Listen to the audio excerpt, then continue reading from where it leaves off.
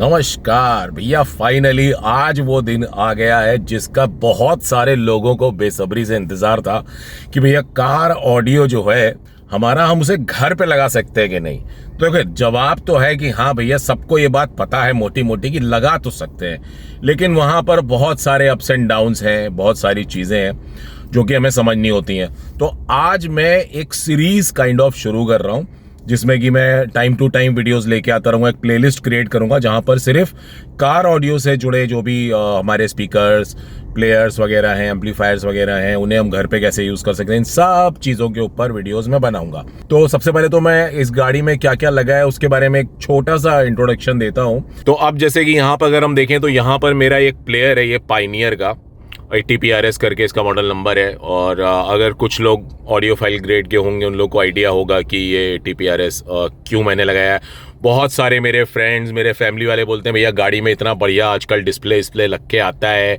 और तुम ये क्या डब्बा वब्बा नीचे लगा दिया है तुमने, और वो ये कौन सा पुराने ज़माने का बाबा आदम के ज़माने का प्लेयर लगाया हुआ है जिसको कि ऐसे करके निकालते हैं हम लोग। बहुत पहले इस तरीके के प्लेयर्स आते हैं, इनफैक्ट अभी भी आते हैं, ऐसा नहीं है।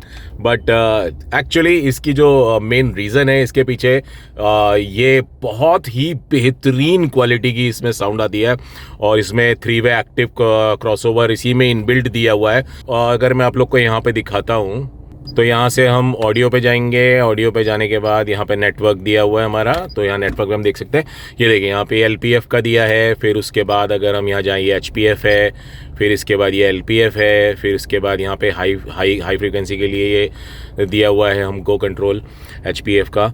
और इसमें बहुत सारे नेटवर्क 1, फिर नेटवर्क 2, इसमें फिर हम यहाँ से कौन सी फ्रीक्वेंसी पे कट करना है वो सब कर सकते हैं। बस यहाँ इसको पहले दिखाने से मतलब ये था कि ये बेसिकली जो मिड LPF है और जो हमारा मिड HPF है, ये मिड फ्रीक्वेंसीज है टोटल। तो इसमें अगर इनको हम फ्लैट कर देते हैं तो ये बेसिकली सारी की सारी फ्रीक्वेंसीज मिड चैनल में हमारी चली जाती हैं। अब उस मिड चैनल पे मैंने एक और एक्टिव क्रॉसओवर लगाया हुआ है जो कि बड़ा कंफ्यूजिंग हो जाएगा आप लोग के लिए अभी समझना, तो वहाँ पर मैं उसको उतना डिटेलिंग में अभी जाऊँगा नहीं। तो इस खास वजह इस प्लेयर को लेने की मेरी यही थी उस टाइम, उस ज़माने में, जिस ज़माने में लिया था। काफ़ी पुरानी बात हो गई, मेरे ख्याल से 2000 US से इम्पोर्ट करवाया था। ये यहाँ नहीं मिलता था उस टाइम पे, बीच में मिलने भी लगा था इंडिया में। अब शायद इसकी मैन्युफैक्चरिंग इंडिया में तो नहीं है। अब मैं थोड़ा सा स्पीकर्स के बारे में बताता हूँ। अब जैसे कि यहाँ पर राइट चैनल के लिए देखें, ये इसको मैंने सबको कवर किया हुआ है। इसके अंदर इन्फिनिटी का एक मिड रेंज लगा है जो कि हमारा हाई मिड रेंज फ्रीक्वेंसीज के लिए अच्छा रहता है, तो उसके लिए मैंने यहाँ पर ये लगाया है। ये फोकेल का ट्विटर है और जो कि इन्वर्टेड डोम उन लोग का पेटेंट है बहुत। अब ये वाला मॉडल आना बंद हो गया, अभी जो नया मॉडल आता है वो थोड़ा दूसरा है। और ये यहाँ पर फोकेल का हमारा जो है कि मिड रेंज लगा हुआ है। और इसके अंदर अभी कुछ दिख नहीं रहा है, वो सब मैं आप लोगों को बाद में दिखाऊंगी कि ये सब मैं अनमाउंट करने वाला हूँ। तो मैंने कहा ये वीडियो बना लूँ, एक बार अनमाउंट कर दिया तो समझ में नहीं आएगा। अनमाउंट क्यों करने वाला हूँ, रीज़न वही है आज का वीडियो कि भैया घर पे हम कार ऑडियो लगा सकते हैं या नहीं। तो यहाँ से मैं ये ट्विटर हटाऊँगा, फोकेल का मिड रेंज हटाऊंगा। और इसी तरह से यहाँ पर नीचे की तरफ अगर हम देखें तो नीचे दूसरे डोर पे जो वूफर लगा है हमारा, वहाँ से एक वूफर मैं वहाँ हटा लूँगा। और यहाँ से वो ट्विटर मैंने वहाँ पे लगाया हुआ है। अच्छा, वो ट्विटर और ये ट्विटर थोड़ा सा मैंने इस तरीके से क्यों लगाया था ये बता देता हूँ कि बैठने की पोजीशन, जैसे कि अभी वहाँ इस वक्त कैमरा जैसे मैंने रखा है तो वहाँ से सीधा मेरे कानों में साउंड जाती है। तो इस स्पीकर का प्लेसमेंट भी उसी तरीके से है कि जब मैं ड्राइव कर रहा होता हूँ तो मेरे स्पीकर से जो आवाज़ निकलती है वो सीधी कानों तक जाती है। अभी नीचे जो वूफर है उससे तो जो साउंड आती है वो सीधी कानों तक जाती नहीं है, वो नीचे यहाँ से निकलती है और यहाँ जाती है। कार ऑडियो में बड़ा प्रॉब्लम होता है। तो वो अगर हम ऊपर लगाते हैं स्पीकर्स तो जो मेलोडी आती है म्यूज़िक की, जो साउंड की, वो ज़बरदस्त होती है।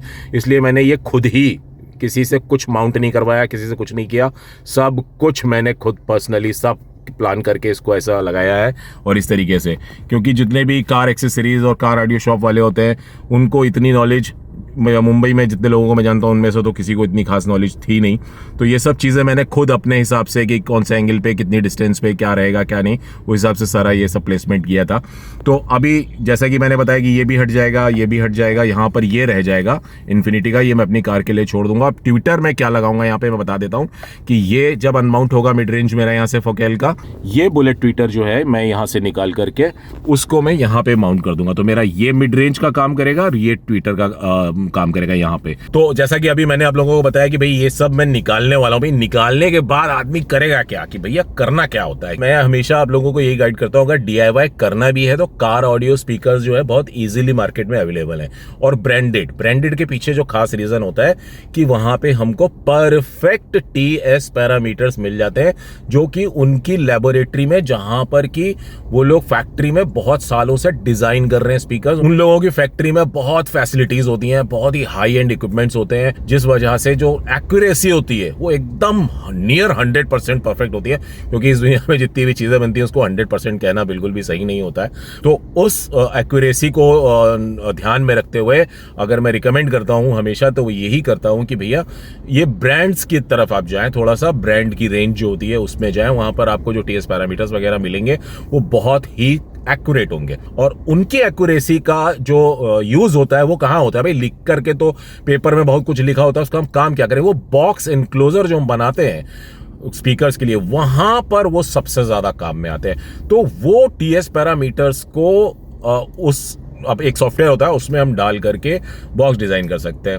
अभी मैं तो बड़ा ही हूं नहीं, तो मैं तो बॉक्स कटिंग वगैरह करूंगा नहीं, लेकिन हाँ उसके डायमेंशंस वगैरह जो है मैं सॉफ्टवेयर से डाल के वो TS पैरामीटर्स, क्योंकि ये जो स्पीकर्स हैं हमारे फोकेल के, इनके TS पैरामीटर्स मेरे पास हैं, तो इसका एक परफेक्ट बॉक्स बन जाएगा।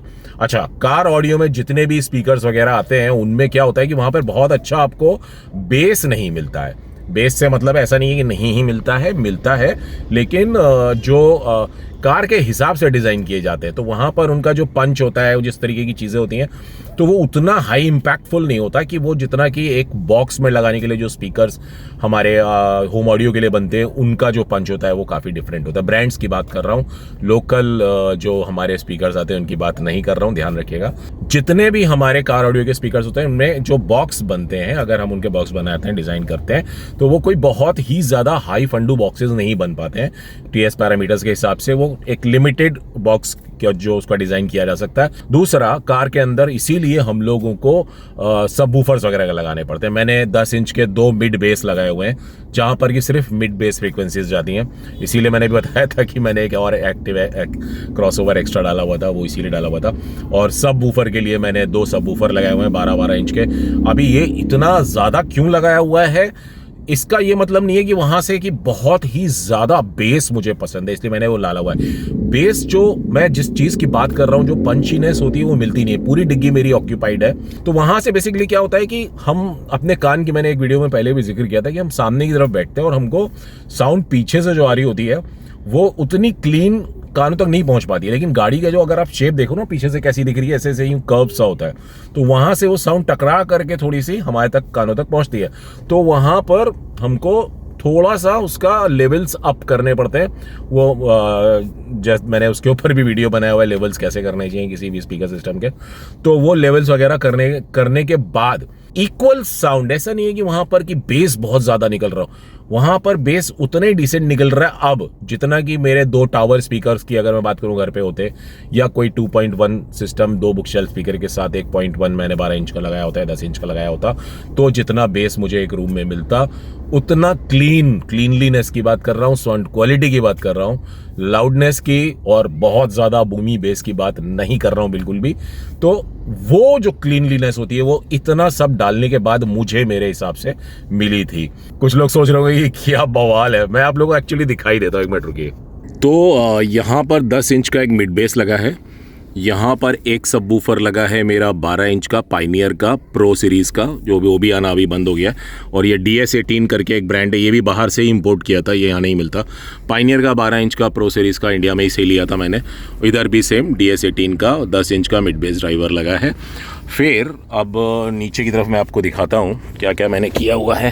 तो भैया बहुत दिनों बाद खोल रहे हैं हम भी, क्या क्या हालत हो गई है इधर। तो देखिए बिल्कुल भी घबराने की ज़रूरत नहीं है, ये सब वायरिंग कोई प्रोफेशनल तरीके से किसी से बाहर से करवाई नहीं थी, ये सब खुद मैंने ही की हुई है पूरी वायरिंग। और बहुत ही सोच समझ के हर एक चीज़ के देखिए मैंने यहाँ पे मार्किंग वगैरह भी की हुई है। मतलब मैं जो भी काम करता हूँ बहुत ही प्लानिंग के साथ करता हूँ। पहले पेपर पे करता हूँ, उसके बाद उसको टेस्टिंग करता हूँ पावर ऑन करने से पहले, उसके बाद चलाता हूँ। ये एम्पलीफायर है मेरा सोनी का और ये 500 वाट का एम्पलीफायर है। ये एक सबवूफर के लिए मैंने इसको यूज़ कर रहा हूँ। दूसरा ये है JBL का 90 वाट्स इंटू 4 है। ये मेरा जो दोनों मैंने मिड बेस बताए उनके लिए मैं इनको यूज़ कर रहा हूँ। सिर्फ 2 ही चैनल इसके यूज़ में आ रहे हैं, जबकि ये 4 चैनल का है, ब्रिज किया हुआ है। ये वाला जो मैंने लगाया हुआ है ये मेरे हाई फ्रीक्वेंसीज़ के लिए। सबसे पुराना लाइफ में मेरा पहला एम्पलीफायर जो मैंने ख़रीदा था वो ये था JBL का। JBL के एम्पलीफायर्स की भाई क्या ही बात कहूँ, ये इतना स्वीट और इतना मेलोडियस है कि क्या बोलूँ मैं। इसको हाई फ्रीक्वेंसीज़ के लिए मैं यूज़ करता हूँ, इससे हाई फ्रीक्वेंसीज़ मुझे बहुत अच्छी मिलती हैं। दूसरा ये एम्पलीफायर एक मैंने लगाया है और ये मेरा मिड फ्रीक्वेंसीज़ के लिए है। आगे जो 2 मैंने दिखाए तो इसमें से मेरे वो दोनों मिड फ्रीक्वेंसीज़ के लिए यहाँ से मैंने चैनल्स दिए हुए हैं। ये है मेरा रॉकफोर्ड का वो क्रॉसओवर नेटवर्क जिसके बारे में बात कर रहा, जो मैंने एक एक्स्ट्रा लगाया हुआ है। तो इसमें एक लाइन आ रही है जो कि मेरे प्लेयर से आ रही है और उसमें जो मिड फ्रीक्वेंसीज़ वाला है उसको मैंने फ्लैट पे डाला था और उसके बाद वो सारी फ्रीक्वेंसी इसमें जाती हैं और इसमें जाने के बाद वो फर्दर डिवाइड होती हैं और उसके बाद यहाँ से जाती हैं। बहुत सारा तामझाम है, किसी दिन समझाने बैठूँगा तो तसल्ली से वीडियो बनाऊँगा, इतना जल्दी नहीं हो पाएगा। आप देखिए नीचे एक देखिए पोर्ट दिया हुआ है मैंने इस तरफ और यहाँ पर एक सबवूफर है नीचे की तरफ। देखिए वो रबर दिख रही है, वो एक 12 इंच का और सबवूफर मैंने लगाया हुआ है। तो ये सबवूफर जो है 12 इंच का, ये सिर्फ एक्सट्रीम लो फ्रीक्वेंसीज़ के लिए है। यहाँ पर मुझे सिर्फ ये रॉकफोर्ड फॉस्गेट का ही सबवूफर लगा हुआ है। यहाँ पर जो है 12 इंच का डुअल कॉइल का है, वो 1000 वाट्स मेरे ख्याल से उसकी मैंने 1000 वाट्स उसमें मैंने पावर दी हुई है और बहुत ही नीट एंड क्लीन और फ्रीक्वेंसीज़ जो है मेरे कानों तक यहाँ से पहुँचती हैं मुझे। और ये समझ के चलिए 30 और 20 के बीच में भी बहुत सारी फ्रीक्वेंसीज़ हैं जो कि मुझे नॉर्मली किसी भी सबवूफर से सुनने को नहीं मिलती हैं। वो सब भी मुझे यहाँ से मेरे गाड़ी में जब मैं प्लेयर को प्ले करता हूँ अपने सॉन्ग्स वगैरह, वो बहुत ही नीट एंड क्लीन यहाँ से मुझे सुनने को मिलती हैं। तो बेसिकली हर इतना ज़्यादा नेटवर्क का बनाने के पीछे रीज़न ही यही था कि जो क्लीनलीनेस है साउंड की वो गाड़ी में मिल सके। और ये सब करने में खर्चा भी बहुत ज़्यादा हो गया और ये मैंने सालों में खर्चा किया। जैसे कि मैंने बताया कि बहुत साल पहले मैंने एक एम्पलीफायर लिया था। हाँ, अब यहाँ पर 2 एम्पलीफायर्स और हैं, जो कि एक मेरा ये सबवूफर के लिए, दूसरे सबवूफर के लिए लगा हुआ है, वो भी रॉकफोर्ड फॉस्गेट का है और ये प्राइम सीरीज़ का R1010 मॉडल है।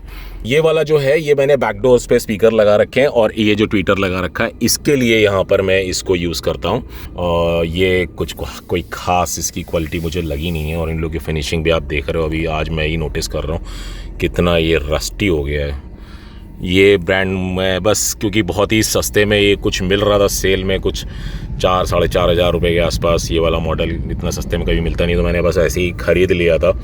बट एनीवेज ठीक है, क्वालिटी साउंड क्वालिटी वगैरह डिसेंट है। मतलब कोई मुझसे अगर पूछे कि सर ले लूँ क्या मैं, तो मैं कहूँगा कि रहने दो यार, मत लो, इससे बेटर मिल जाएंगी चीज़ें। हाँ, अगर उस प्राइस रेंज में जिसमें मैंने खरीदा उस पर मिलता है तो बहुत बढ़िया, क्योंकि इसमें बहुत सारी चीज़ें दी गई हैं। यहाँ पर हमको इसी में ही एक पूरा क्रॉसओवर एक तरीके से मिल जाता है, तो बहुत सारी चीज़ें वो आप अगर सर्च करोगे तो आपको और भी चीज़ें उसके बारे में पता चल जाएंगी।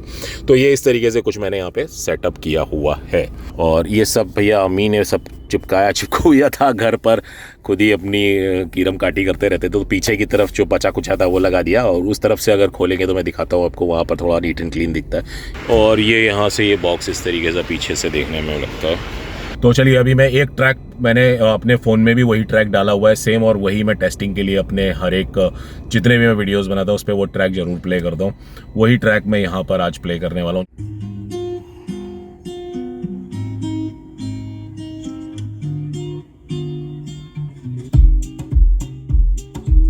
वॉल्यूम यहाँ पर आप देख सकते हैं अराउंड 25 मैंने रखा हुआ है।